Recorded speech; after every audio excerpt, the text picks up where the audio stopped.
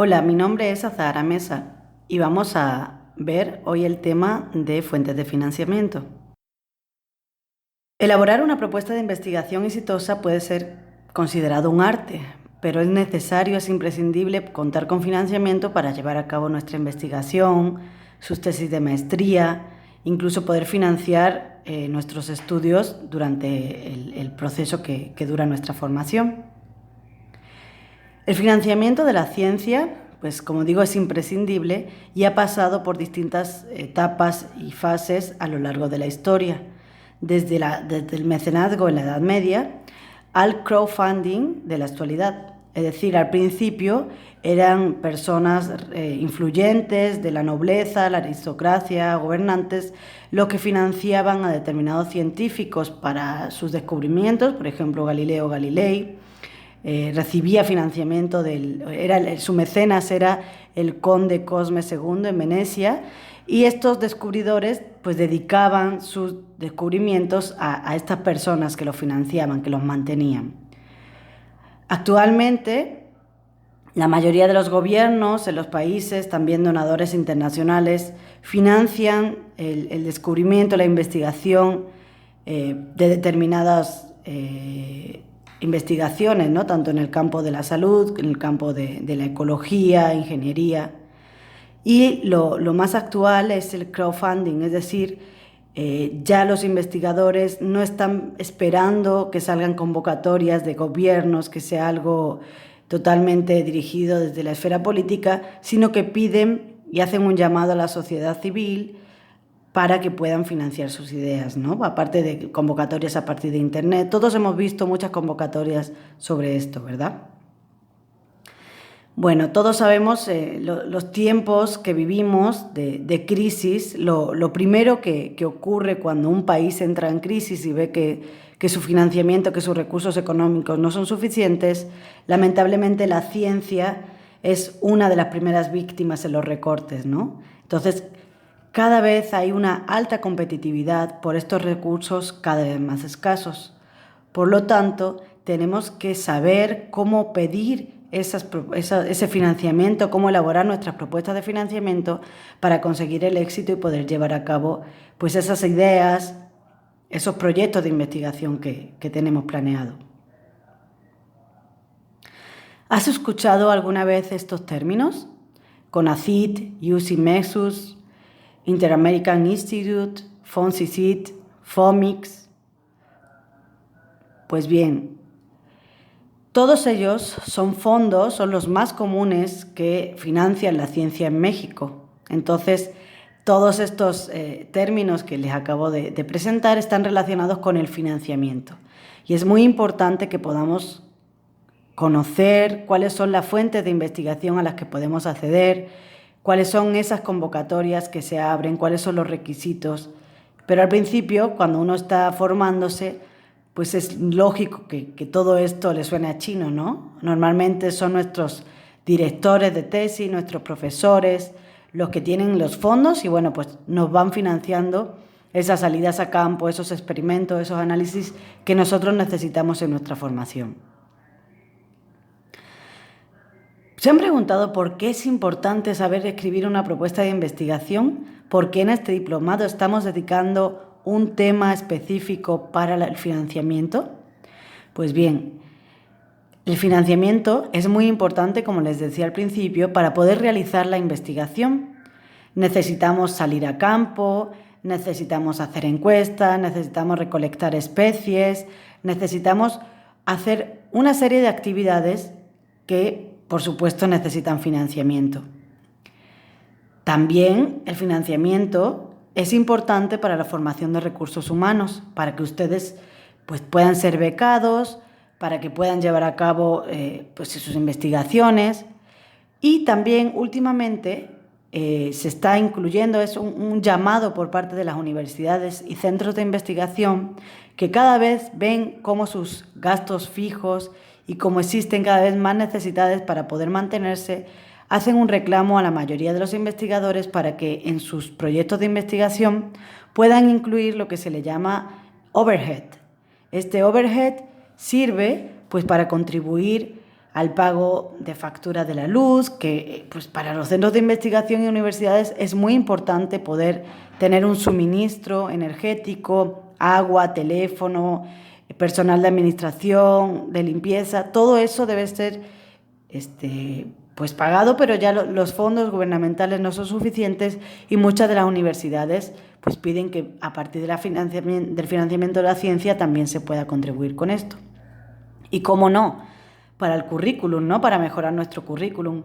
Cuando nosotros presentamos nuestro currículum, pues ya sea para buscar un nuevo trabajo, ya sea para conseguir una beca de maestría, de doctorado o para pedir una propuesta de financiamiento, el que aparezca en nuestro currículum que ya hemos sido capaces de conseguir financiamiento de otras convocatorias es algo que muestra nuestra experiencia, primero para conseguir financiamiento, y si ya demostramos que el proyecto ha finalizado y ha tenido sus frutos, ha tenido publicaciones, ha formado investigadores, ha formado estudiantes, pues uno demuestra que tiene la habilidad para poder llevar a cabo pues el quehacer científico, ¿no?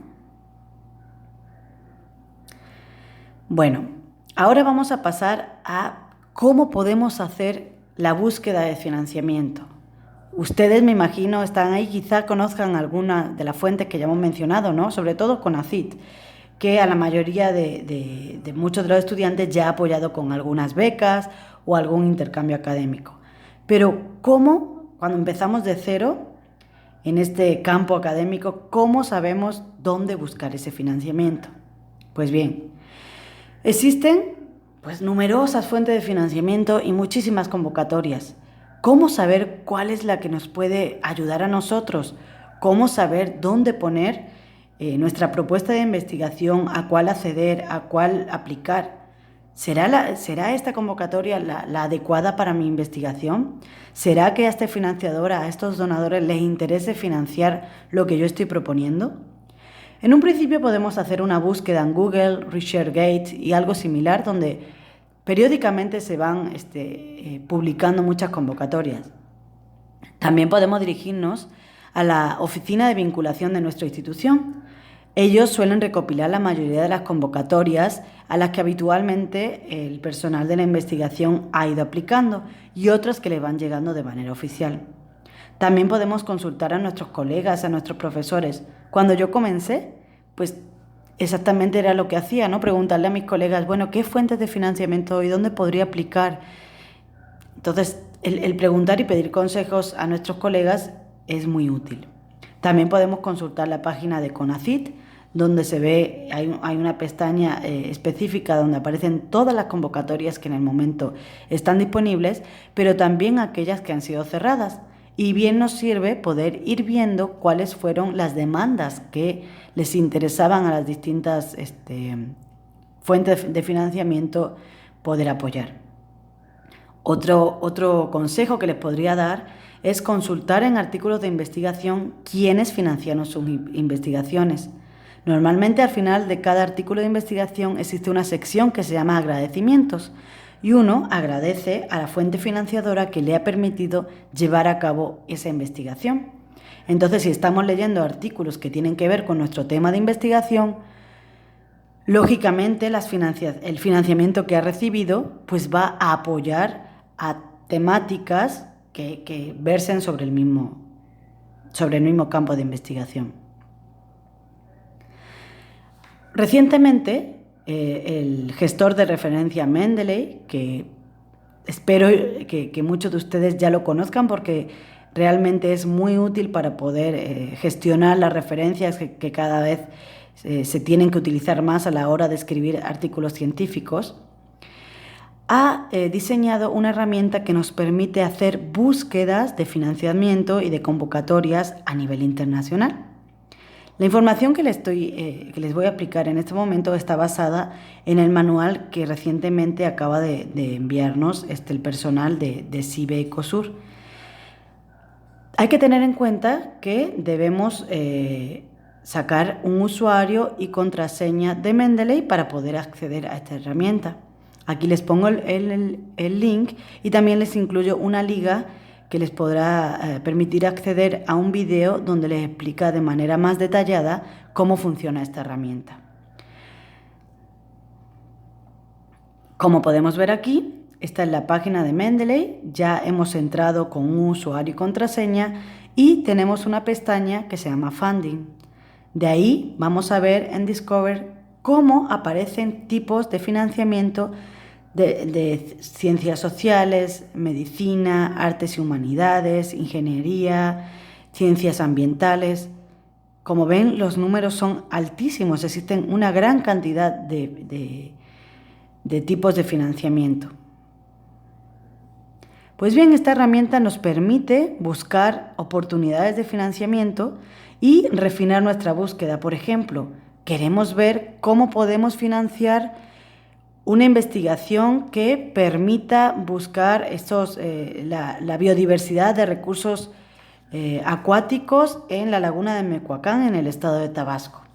Bueno, voy a buscar exactamente qué tipo de financiamiento me va a permitir apoyar esta investigación. Pues refinamos nuestra búsqueda y ponemos que nos busque las oportunidades de financiamiento en Aquatic Science, ¿no? Bueno, pues como ven, salen 729 oportunidades de financiamiento. Podemos ir viendo y también esta herramienta nos permite acceder directamente a la convocatoria en extenso. Aquí vemos cómo podemos acceder a esa convocatoria en extenso y bueno, pues nos está diciendo quiénes son los financiadores participantes, cuánto es la cantidad máxima que financian y qué tipo de aplicante puede acceder a este financiamiento. Como ven, pueden ser personas, pues mid-career quiere decir personas que ya tengan algo de experiencia y también investigadores expertos, ¿no? con una experiencia ya de varios años. Y así podemos ir buscando hasta que encontremos alguna en la que nosotros cuadremos. Pues bien, esto sería ver y decidir a qué convocatoria podríamos acceder. Pero ahora toca elaborar la propuesta. Y eso, como les decía al principio, es un arte. Para demostrarles cómo de importante es elaborar una propuesta de investigación, estoy basándome en un manual que el doctor Jack Kreiser elaboró. Esta persona es un investigador muy exitoso, ¿no? Que ha conseguido financiamiento a lo largo de su carrera de múltiples financiadoras. Y bueno, él se dio cuenta cómo muchos de sus colegas se quejaban de que no conseguían financiamiento, ¿no? Y también él decía, bueno, también tengo muchos colegas que siempre consiguen las propuestas de financiamiento que solicitan, ¿no? Y se puso a analizar distintas propuestas de investigación y ver cuáles serían las pautas a seguir para conseguir una propuesta exitosa. Y él, bueno, pues utiliza este concepto de grantmanship que la denomina como la habilidad de conseguir fondos para la investigación. Los índices de éxito de que una propuesta sea aceptada están alrededor del 50% o menos. La diferencia entre ese éxito y el fracaso no depende muchas veces de la calidad de la investigación, sino de la calidad de la propuesta. ¿Qué quiere decir esto?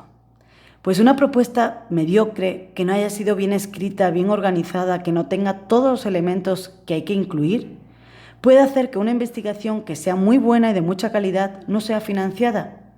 Es decir, no quiere decir que una buena redacción y una buena organización vaya a conseguir que una mala idea sea financiada, pero sí puede acabar con ideas muy buenas. ¿Qué deberíamos tener en cuenta antes de comenzar a escribir nuestra propuesta? Por ejemplo, yo sé que la convocatoria de ciencia básica de CONACYT suele salir anunciada aproximadamente en los meses de febrero o marzo, dependiendo del año, ¿no? Pero suele ser aproximadamente por esos meses. Puede haber una o dos convocatorias al año, pero pongámonos que vamos a pensar en esa convocatoria de ciencia básica que va a salir en febrero del próximo año. Bien, pues me voy a poner a leer los términos de referencia de convocatorias pasadas. Voy a ver algunas de las demandas que esta convocatoria ha ido solicitando a lo largo del tiempo y también voy a ir leyendo esas instrucciones cuidadosamente. Voy a hacer una especie de planning, voy a calcular los tiempos que me van a permitir cumplir estrictamente con el proceso y fijarme bien cuáles son las metas, las fechas límites. También hay que tener en cuenta que muchas veces las convocatorias, el financiamiento de estas financiadoras pueden sacar actualizaciones de información, es decir, alguna fe de ratas o que pidan algún otro documento o elemento en la propuesta que no aparecía en la primera convocatoria. Entonces, debemos estar seguros que tenemos la información actualizada al último momento. Cabe preguntarnos si nuestra pregunta está en la línea de la misión y objetivos de esta agencia financiadora. Por ejemplo, si queremos investigar cómo ha ido variando la biodiversidad en la selva lacandona a lo largo de los últimos 50 años, obviamente la agencia financiadora a la que nosotros tenemos que aplicar debe tener en su misión y objetivos la conservación de la biodiversidad, proteger el medio ambiente. Si no lo tiene, pues ver en qué nos podemos aproximar, ¿no? Desde el valor ecológico. Y si cumplimos con esta misión y objetivos, debe ser algo que en nuestra propuesta debe quedar explícito. Si tenemos dudas, tenemos preguntas, debemos llamar para aclararlas. Normalmente aparece un número de contacto en las convocatorias o un mail, y para eso están, para que nosotros preguntemos y bueno, pues si tenemos alguna duda sobre el concepto que quieren apoyar o sobre algún documento que no sabemos bien si entra o no entra, tan fácil como llamar y amablemente nos van a poder resolver las dudas que tengamos. También habría que buscar en otros financiamientos que hayan sido aceptados cuál ha sido el presupuesto promedio que han apoyado. Esto nos va a servir pues para nosotros tener una especie de techo de cuál es el presupuesto que no deberíamos superar, porque, bueno, muchas convocatorias de plano ponen un límite máximo, como la que acabamos de ver hasta ahora, no más de $40.000. Pero está bien que hagamos este estudio, ¿no? Y también preguntar a otros colegas que hayan sido beneficiados cómo funciona esta financiadora, qué es lo que valoran a la hora de la propuesta. No hay mejor consejo que el de una persona que ya haya pasado por eso. Como les decía, hay que preparar la propuesta con antelación. Y bueno, si estamos en el mes de marzo y estamos planteándonos aplicar en febrero, todavía tenemos tiempo de terminar de publicar trabajo que tenemos pendiente, de manera que cuando llegue el tiempo de aplicar a la convocatoria, parte de ese trabajo ya esté publicado, y esto va a permitir mostrar nuestra experiencia y también es evaluado. Durante este tiempo de preparación de la propuesta también podemos llevar a cabo algunos ensayos piloto o estudios preliminares. Esto nos va a permitir probar a la hora de enviar la propuesta que los experimentos que estamos proponiendo en nuestra metodología son factibles, y también nos va a permitir visualizar posibles obstáculos. Por ejemplo, si quiero hacer experimentos y estoy proponiendo una metodología para determinar cómo está variando el nivel de clorofila en las plantas derivado de cambios ambientales, podemos empezar a hacer algunos ensayos piloto que nos permitan dar algunos resultados preliminares y, bueno, demostrar a la financiadora que sabemos lo que estamos haciendo y, bueno, que nuestras hipótesis están bien planteadas. Como les decía, buscar y analizar propuestas de colegas que hayan sido exitosas, y también algo muy importante, durante el tiempo en el que estamos preparando nuestra propuesta vamos a identificar colaboradores apropiados que deseen participar en el proyecto. Es muy importante también este punto. Normalmente los investigadores trabajamos en equipo, pero también tenemos que ver cómo están los tiempos de nuestros compañeros y preguntarles si estarían dispuestos a trabajar en este proyecto y también a colaborar en la propuesta. Discutir las ideas con colegas del mismo campo nos va a permitir aclarar y enfocar los objetivos y también visualizar los vacíos para tener en cuenta cómo solventarlos.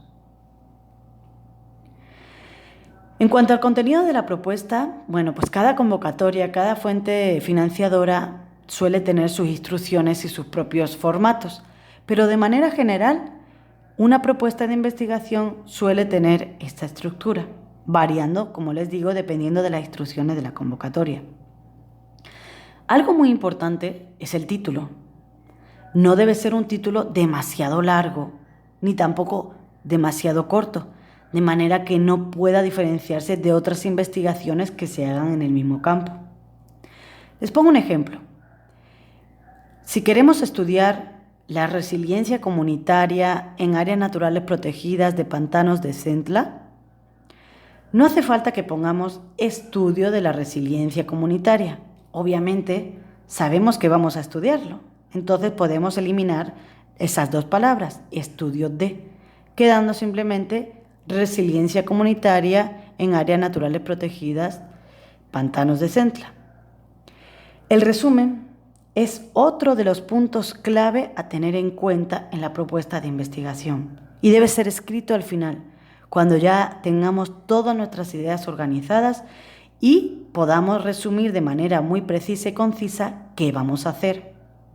¿Por qué es importante el resumen y el título?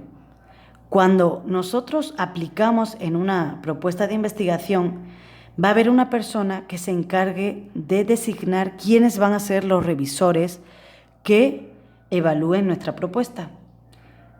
Y seguramente no se va a leer toda la propuesta de investigación, se va a fijar sobre todo en el título y en el resumen. Por lo tanto, es muy importante que en el resumen quede claro qué vamos a hacer, cómo lo vamos a hacer, dónde lo vamos a hacer y para qué. De manera que pueda ser asignado a un revisor que de verdad sea acorde con nuestra investigación y sea experto en nuestro campo. También es muy importante los antecedentes. Hacer un análisis crítico de los antecedentes, qué se ha hecho antes en nuestro campo de investigación, cómo se ha hecho, cuáles son los vacíos que quedan y que nosotros queremos abordar. Y también una sección de antecedentes robusta y bien orientada va a permitir visualizar cómo nosotros vamos a contribuir o cómo vamos a innovar en lo que ya se ha hecho. Es decir, no vamos a repetir otra vez lo mismo, sino nosotros vamos a contribuir con algo nuevo, ya sea teóricamente, prácticamente, o pues también podemos criticar lo que ha hecho otro colega. Las hipótesis, como les decía, deben estar bien orientadas y basándonos en esos antecedentes. A veces, en las ciencias sociales, somos reacios a poder emitir unas hipótesis, como en las ciencias naturales. Sin embargo, sí es bien visto que, si no tenemos unas hipótesis formuladas de la misma forma que se formulan en ciencias naturales, sí podamos emitir cuáles son los resultados que esperamos obtener en nuestra investigación. Ello nos va a permitir, orientar qué vamos a ir haciendo a lo largo de nuestra investigación. Toca redactar también cuáles son esos objetivos generales y particulares. Es decir, qué queremos conseguir con nuestra investigación. Y para ello es muy importante formular esas metas. Las metas son las actividades que vamos a ir haciendo a lo largo de nuestra investigación y que, conforme las vamos cumpliendo, vamos a alcanzar esos objetivos generales que nos planteamos al principio. Como les digo, todo debe estar alineado. Las hipótesis, los objetivos generales, estas metas, todas deben estar bien alineadas. La parte de la metodología científica debe estar claro cómo vamos a hacerla. Debe tener un sustento teórico, un marco teórico y, como les decía, también es muy valorado que ya se hayan hecho algunas pruebas piloto o que nuestra experiencia sea suficiente para demostrar que sí somos capaces de llevar a cabo los experimentos que estamos demostrando. Obviamente, no va a ser lo mismo una propuesta de un investigador ya consolidado a la de un estudiante que está comenzando su carrera académica. Algo que también es muy importante de incluir en la propuesta es el programa de actividades. ¿Cómo vamos a ir organizándonos para cumplir las metas y los objetivos que planteamos? La fuente financiadora se fija mucho en estos programas de actividades que les va a mostrar que somos organizados y que sabemos cuánto tiempo nos va a llevar cada etapa de la investigación. Entonces, este programa de actividades debe estar totalmente acorde con los objetivos, las metas y bueno, pues tener en cuenta nuestra experiencia de cuánto se tarda en hacer muchas de las fases que estamos planeando. Obviamente, estos programas de actividades pueden variar una vez que ya estamos haciendo la investigación. Pueden surgir eventualidades que no estaban programadas, pero bueno, sí hay que tener un plan rector a seguir.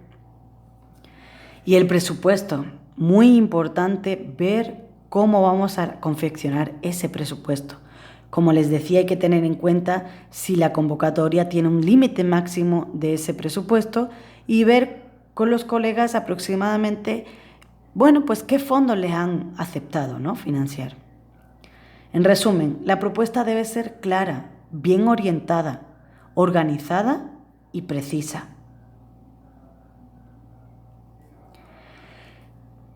La propuesta de investigación, como les decía, va a ser designada a los revisores. Normalmente, los revisores realizan esta tarea de manera totalmente altruista. Es un complemento de las actividades que tenemos como investigadores. Revisar, bueno, pues trabajo de otros colegas, publicaciones de otros colegas. Y sinceramente lo hacemos cuando tenemos tiempo libre, estamos cansados de nuestro quehacer de ese día y pues lo que queremos leer es un documento que esté bien escrito, que nos sea fácil entender qué es lo que quiere este equipo de investigación o este investigador. Entonces, debemos dar las respuestas que el revisor pretende encontrar en nuestra propuesta. ¿Cuáles son? Bueno, pues el revisor lo que quiere ver es qué vamos a hacer, cuánto va a costar y cuánto tiempo te va a llevar.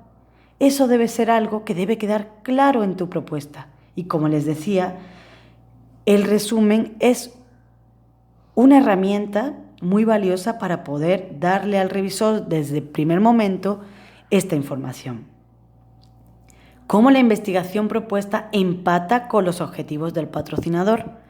Como les decía, si vamos a estudiar, o nuestro interés es estudiar cómo ha ido variando la biodiversidad en la selva lacandona, obviamente los objetivos de nuestro patrocinador deben estar encaminados a la conservación de la naturaleza, protección de los recursos naturales, toda la temática que sea de interés y empate con nuestra idea.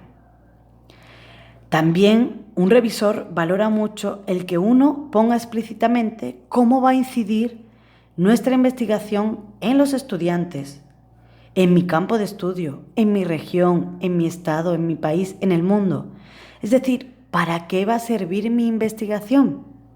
Bueno, pues voy a graduar 2 estudiantes de maestría cuyos temas de tesis van a estar enfocados a la biodiversidad, la conservación de la biodiversidad, la evaluación de la biodiversidad. ¿Cómo esto va a incidir en mi campo de estudio?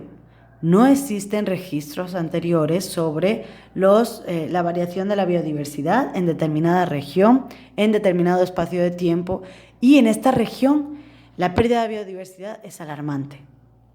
Mi investigación va a contribuir a el vacío de conocimiento que existe y también va a contribuir a dar recomendaciones de política pública en la región, en el país. Y además, esta zona es uno de los hotspots de biodiversidad más importantes del mundo. ¿Qué se ha hecho ya en este campo? Bueno, pues eso lo vamos a reforzar con nuestros antecedentes. Unos antecedentes que sean concisos, precisos y que demuestren lo que ha avanzado en este campo hasta ahora. ¿Cómo planeo llevarlo a cabo? Pues nuestro programa de actividades, como les digo, muy importante que quede claro qué es lo que vamos a hacer, qué metas nos vamos a plantear en cada etapa de la investigación. ¿Cómo los resultados van a ser analizados o evaluados? Pues tenemos nuestra metodología, vamos a hacer nuestros experimentos, vamos a hacer encuestas, vamos a hacer entrevistas, vamos a utilizar determinado software para poder analizarlo, vamos a hacer un focus group. Hay que dejar bien claro cómo pretendemos analizar la información que vamos a obtener. Y algo muy importante, ¿por qué eres la persona o tu equipo es el adecuado para llevar a cabo esta investigación y no otro? ¿Cuáles son las fortalezas de tu equipo? ¿Cuál es la experiencia que ya tienes? ¿Qué has publicado? ¿Qué has hecho? ¿Por qué tú no? ¿Por qué tú o tu institución y no otra? Es muy importante que quede claro cuál es el valor de que tu equipo y tú participen en esta propuesta de investigación y la lleven a cabo. En definitiva, hay que otorgarle a los revisores suficiente información para que tengan una idea clara de lo que se pretende hacer. Hay que contestar precisamente cómo se hará y por qué es importante hacerlo. Pero al mismo tiempo, no hay que abrumarlos con muchos detalles que les van a hacer olvidar y les van a desviar la atención de por qué es importante la investigación. Como les decía, los revisores hacen este trabajo de manera altruista, van a recibir no solo nuestra propuesta, van a recibir varias. Entonces, al principio les mencioné que elaborar una propuesta de investigación exitosa puede ser considerado un arte, pero también es un mecanismo de persuasión y también tiene algo de mercadotecnia. Nosotros estamos vendiendo nuestra idea y queremos que alguien nos la compre mediante la financiación de la misma. Entonces debemos hacer algo que sea atractivo para el revisor. De nuevo, les quiero resaltar aquí la parte del presupuesto. ¿Cuánto es mucho? ¿Cuánto es poco? No podemos poner muchísimo dinero. Para empezar, tenemos que fijarnos si hay un tope. Pero tampoco podemos ponernos a pedir todo lo que consideramos que en ese momento queremos conseguir. Tampoco podemos poner una cantidad tan pequeña que ni siquiera nos permita cubrir nuestras salidas a campo, cubrir nuestros experimentos, nuestros análisis. Entonces, lo que tenemos que hacer es revisar pues, las propuestas exitosas, pero también los rechazos, ¿no? Porque las exitosas son el modelo a seguir, pero los rechazos muestran cuáles son los errores más comunes que se llegan a producir por nuestros colegas y que nos expliquen cuáles fueron los comentarios que recibieron. Normalmente, el presupuesto tiene distintos rubros. Va a tener el rubro de equipo, es decir, ese equipo que necesitamos para poder llevar a cabo nuestra investigación. En el caso de que nuestro laboratorio no tenga un determinado equipo, pues quizás esta convocatoria sea la idónea para pedir el equipo que se necesite, por ejemplo, para decantar sólidos de agua, para estudiar la calidad de aguas, para determinar el nivel de clorofila en plantas, pero también podemos pedir una sala de videoconferencia, una cámara de fotos de alta resolución para tomar pues, la foto del mosquito que tenemos que analizar o de la mosca de la fruta, grabadoras que permitan suprimir el ruido cuando vamos a hacer una entrevista a comunidades. Es decir, dependiendo del área en el que nosotros trabajemos, pues vamos a necesitar un determinado equipo u otro. Pero sí hay que fijarse exactamente que vamos a necesitar ese equipo y que esta convocatoria permite financiamiento. Los materiales, pues vamos a necesitar reactivos, vamos a necesitar placas de Petri, vamos a necesitar pinzas, vamos a necesitar papel, vamos a necesitar plumones. Hay que tener en cuenta, bueno, pues cada vez que salgamos a campo, qué vamos a necesitar para luego analizar las muestras que colectamos y pues incluirlas en el presupuesto, ver el precio de mercado aproximado para que tengamos la cantidad real de lo que necesitamos. Contratación de personal. Normalmente necesitamos contratar técnicos que nos ayuden en campo, que nos ayuden a analizar muestras, que nos ayuden a organizar un taller, que nos ayuden a hacer encuestas y entrevistas. Entonces, pues habrá que poner un rubro especial de contratación de personal. Y ya determinaremos si tiene que tener nivel licenciatura, nivel de maestría, nivel de doctorado. Todo eso debe quedar claro. También otra parte muy importante y que todas las financiadoras tienen mucho en cuenta es que incluyas becas y apoyos para la formación de recursos humanos. Puedes poner becas de formación o becas para postdoctorantes y normalmente este rubro es intocable. Si tú pediste 100.000 pesos de becas, no puedes tocar este monto. O sea, normalmente, por ejemplo, CONACYT jamás te va a permitir que toques el monto de becas. Por eso es muy importante que si lo incluimos, luego hagamos uso de esas becas que permitan la formación de recursos humanos. Y como les decía al principio, el famoso overhead.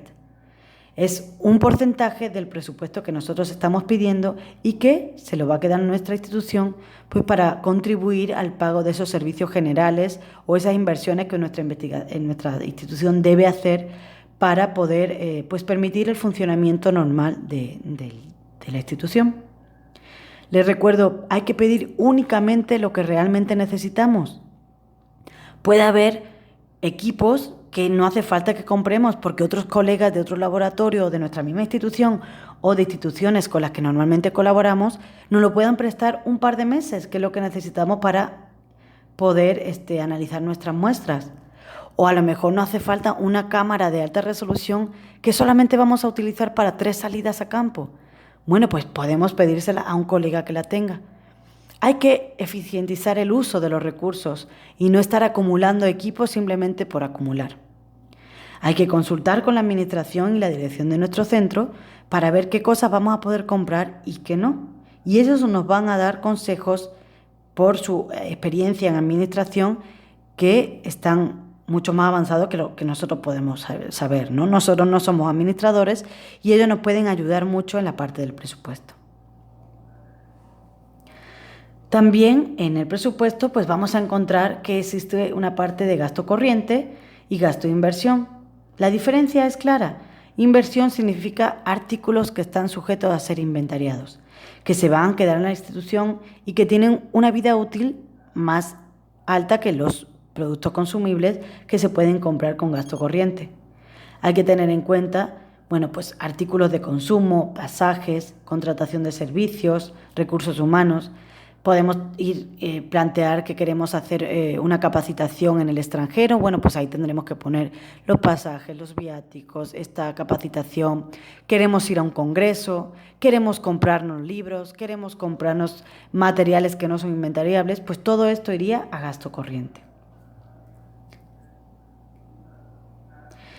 Una vez que hemos terminado con la propuesta y hemos cuadrado nuestro programa de actividades, nuestro presupuesto, es muy beneficioso pedir a los colegas que la lean, ya sea nuestros colegas que van a estar en el equipo de investigación, en el caso de que sea aceptada, como a otros colegas del mismo campo.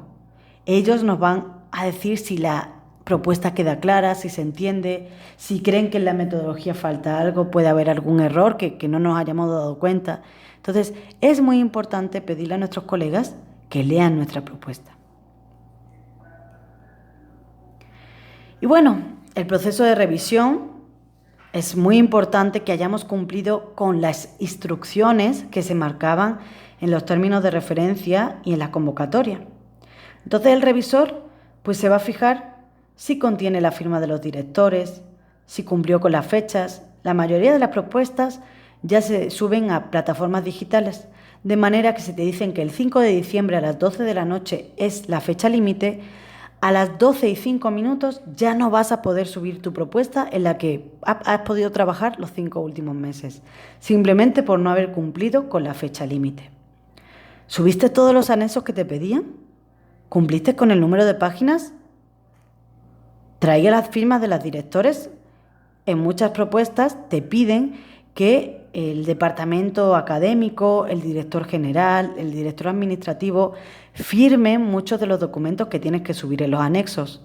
Así es que debes tener en cuenta que estos anexos o estas cartas debes mandarlas con suficiente tiempo. El director no solamente tiene que firmar tu carta, tiene que firmar la carta de otros colegas que también estén aplicando, además de los muchos documentos que ya tiene recopilados en su mesa. Así que no dejes la firma de los directores para el último momento o no llegarás a tiempo a la convocatoria. De nuevo, el revisor va a ver si es relevante a la convocatoria. Si estamos ofreciendo estudiar cómo mutan los mosquitos con las variaciones de clima, las variaciones de humedad, y la convocatoria nos está pidiendo infraestructura para determinado laboratorio, obviamente no están empatadas, ¿no? Entonces tu propuesta será desechada. Ni siquiera van a ponerse a leer nada más porque, verán que no tiene nada que ver con lo que ellos estaban pidiendo. Así es que, como les digo, desde muchos meses antes deben estudiar bien cuál es el objetivo de la convocatoria. El proceso de revisión, bueno, ahí se ve cómo existen diferentes aspectos que los revisores tienen en cuenta. También hay unos documentos que la doctora Gelda Morales tuvo el trabajo de traducir y están en el módulo, lo pueden encontrar, donde se ve, bueno, un formato de revisión por parte de distintas financiadoras y de nuevo pues se ven cómo se puntúan determinados aspectos de la propuesta. Entonces, va a someterse a la revisión por pares, es decir, 2 personas distintas van a analizar tu propuesta y va a ser una revisión a ciego, o sea, no se va a tener en cuenta, entre ellos no van a saber qué puso el otro, ¿no? Simplemente, pues la financiadora va a recibir la evaluación por su parte. De nuevo, ¿son claros los objetivos y las metas? ¿Las hipótesis son claras, concisas y comprobables? Ah, mira, ya hicieron este trabajo sobre esto. Esto está demostrando que tienen experiencia a la hora de poder hacer índices de sustentabilidad en esta zona. ¿La metodología es clara, factible y coincide con los objetivos e hipótesis? Ah, mira, ya han hecho experimentos pilotos, ya han hecho estudios preliminares, ya han entrevistado a algunas personas de esa localidad. Ah, mira, pues ya están demostrando que son capaces de llevar a cabo esto. A ver el presupuesto. ¿Es apropiada la distribución del presupuesto? Pues sí, no están pidiendo muchas cosas de inversión, lo que piden es lógicamente necesario, no están pidiendo algo así exagerado para irse de congresos. Ah, también están aportando dinero para formar recursos humanos. Sí, este presupuesto, la verdad, sí es algo aceptable. A ver si hicieron una apropiada revisión de la literatura. Ah, pues yo soy experto en este campo y no veo ninguna cita mía, pero tampoco veo cita de los colegas que normalmente son los que están publicando más sobre este tema. Hay que tener en cuenta esto también a la hora de redactar los antecedentes. Muchos de nuestros colegas que nos van a revisar son expertos en nuestro campo. Así que hay que tener en cuenta qué citas vamos a incluir, ¿no? Para estar seguros de que personas que son expertas en el campo y que han hecho cosas relevantes en nuestra línea de investigación estén incluidas en esto. Y bien, está bien escrita, la verdad, fue muy claro, me enteré muy bien, estuvo bien organizado, es coherente, es preciso. Pues la verdad sí está bien esta propuesta de investigación, o al contrario. Estoy terminando de leer 20 páginas y no me he enterado qué van a hacer, qué pretenden hacer, por qué están proponiendo este objetivo general y esta metodología que tiene que ver con el objetivo general. Entonces, esto es lo que van a tener en cuenta nuestros revisores. Y bueno, cuando uno aplica, pues muchas veces es rechazado y no sabe exactamente por qué. Existe literatura que ha analizado cuáles son las principales fallas a la hora de aplicar una propuesta de investigación, de elaborar una propuesta de investigación. Aquí estamos mostrando cómo Byron hizo una revisión y sacó unos 7 pecados capitales de una propuesta. Otros investigadores, y han aparecido en Nature and Science, uno de los principales errores que se cometen a la hora de enviar una propuesta, para empezar, es no mandar la información que se requiere, que no está empatada con la convocatoria, con las demandas de la convocatoria, de la financiadora. Pero, por favor, el no mandar la información que se requiere da una mala imagen. Si no eres capaz de cumplir ni siquiera con lo que te están pidiendo para pedir dinero, pues demuestra que a lo mejor no eres muy bueno tampoco para gestionar un proyecto de X millones de pesos o 100.000, 200.000, el dinero que sea, ¿no? Da una mala imagen de este investigador. Entonces, aquí les voy a resaltar, de manera resumida, cuáles serían esos 7 pecados capitales a la hora de enviar una propuesta. Ausencia de teoría. Simplemente parece un reporte de un proyecto sin tener nada teórico, ¿no? Sino una serie de actividades que quiero hacer, una serie de metas que quiero llevar a cabo y bueno, voy a obtener tal, sin un marco teórico robusto que sustente la investigación que quiero poder hacer efectiva. Otro pecado capital, la ausencia de vínculos claros entre la teoría y la investigación. No existe una relación entre ese marco teórico que hemos presentado al principio y lo que nosotros estamos proponiendo hacer.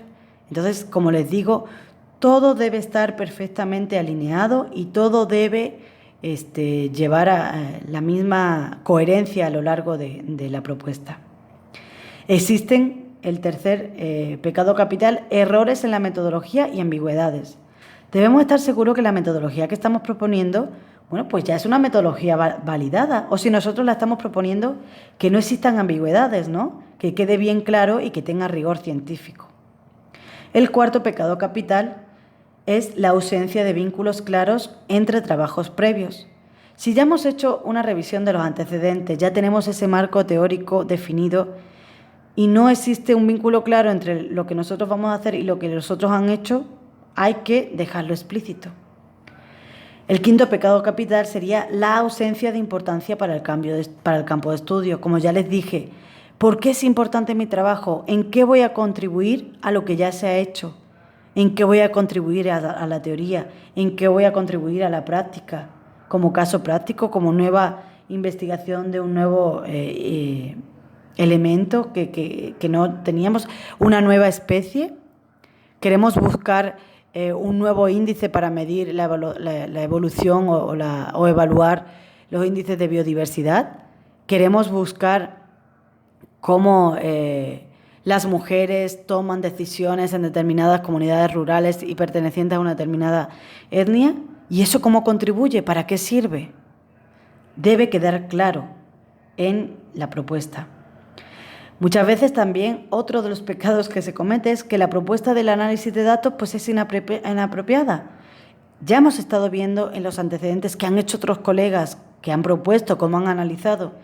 Pues tenemos que estar seguros que la propuesta de análisis de datos que estamos proponiendo es apropiada, adecuada, coherente y tiene lógica. Y el 7 pecado capital, mucha ambición. Las financiadoras saben perfectamente qué da tiempo a hacer en 2, 3, 4 años. ¿Cuánto dinero normalmente han ido financiando? ¿Cuántos proyectos de investigación ya tienen experiencia? No podemos pretender prometer cosas que realmente no vamos a poder cumplir. Entonces, es muy importante no ser muy ambiciosos y demostrar que no somos, o intentar pretender que somos capaces de hacer investigaciones que realmente es imposible hacer en un determinado periodo de tiempo y con ese presupuesto que estamos pidiendo. Y bueno, después de toda esta información y estos consejos y aspectos a tener en cuenta en la propuesta de investigación, pues hay que tener mucho ánimo. Están comenzando una actividad, están introduciéndose a la investigación científica. Como les digo y les vuelvo a repetir, elaborar propuestas de investigación es un arte. Y bueno, pues a base de esfuerzo, de redactar, de aplicar a una convocatoria y si no nos la dan, bueno, en qué fallamos y mejorarlo para la siguiente vez. Y esforzarnos en que nuestra propuesta sea clara, objetiva, precisa, coherente, pues vamos a ir logrando los proyectos que queremos conseguir. Entonces, les doy mucho ánimo para que tengan en cuenta esto a la hora de escribir sus protocolos, a la hora de buscar financiamiento, becas y bueno, o financiamiento complementario al que les puedan ofrecer sus tutores de tesis. Y bueno, pues pidan consejo a los colegas que ya han ido consiguiendo financiamiento y decirles que sí se puede, que al final hay veces en las que uno pues ya sabe qué es lo que debe poner en la propuesta y lo que no. Así que le doy mucho ánimo y mucha suerte con lo que queda del diplomado. Aquí le pongo, para terminar, un enlace de interés de la Universidad Texas A&M, donde van a encontrar algunas guías y algunas páginas y enlaces de interés donde les darán consejos de cómo escribir propuestas de investigación y cómo seguir muchos de los pasos. Parte de la información en la que me he basado para construir esta presentación la he podido obtener de este link. Entonces, bueno, pues les animo a que puedan buscar más información y más consejos de los que yo les he podido dar aquí. Hasta luego.